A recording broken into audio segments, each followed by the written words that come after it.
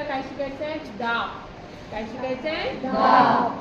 त्यासाठी आपण आता एक प्रयोग करणार आहोत. हा खिळा या बाजूनी किंवा या बाजूनी कोणत्या बाजूनी या फळीमध्ये जाईल?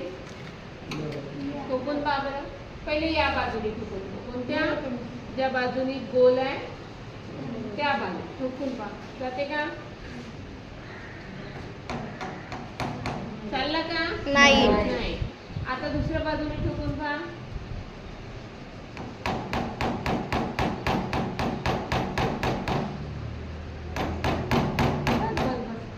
म्हणजे कोणत्या बाजूने गेला हा खिळा?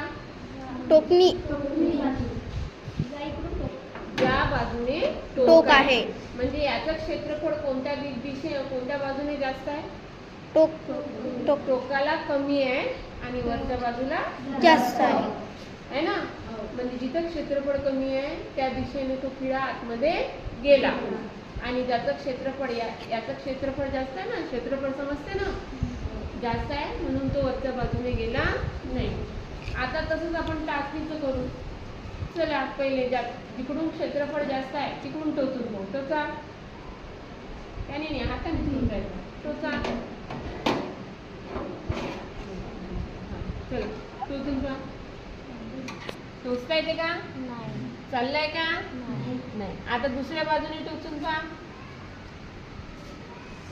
चाललंय. म्हणजे ती पिन उभी राहिली, हा खिळा उभा राहिला. बरोबर आहे. म्हणजे पिन सुद्धा टोचल्या गेली आणि खिळाही टोचल्या गेला. समजलं का? म्हणजे या टाचपिनीचा वरचा जो भाग आहे त्याचं क्षेत्रफळ जास्त आहे आणि याचं कमी आहे. बरोबर आहे. आता पहा, दोन्ही याचं क्षेत्रफळ वरचं जास्त आहे आणि खालचं जे टोक आहे त्याचं कमी आहे.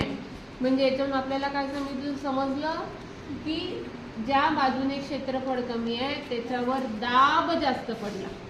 बरोबर आहे. म्हणजे ज्या बाजूने क्षेत्रफळ कमी आहे या वस्तूंचं तिथे दाब जास्त पडला आणि जिथे क्षेत्रफळ जास्त आहे, या खिळ्याचं क्षेत्रफळ जास्त आहे, टाचणीचं क्षेत्रफळ जास्त आहे वरच्या बाजूला, म्हणून तिथे दाब कमी लागला. समजलं?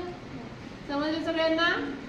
चला, हेच आपल्याला शिकायचं होतं दाबाविषयी. दाब कशाला म्हणतात, प्रेशर कशाला म्हणतात. चला.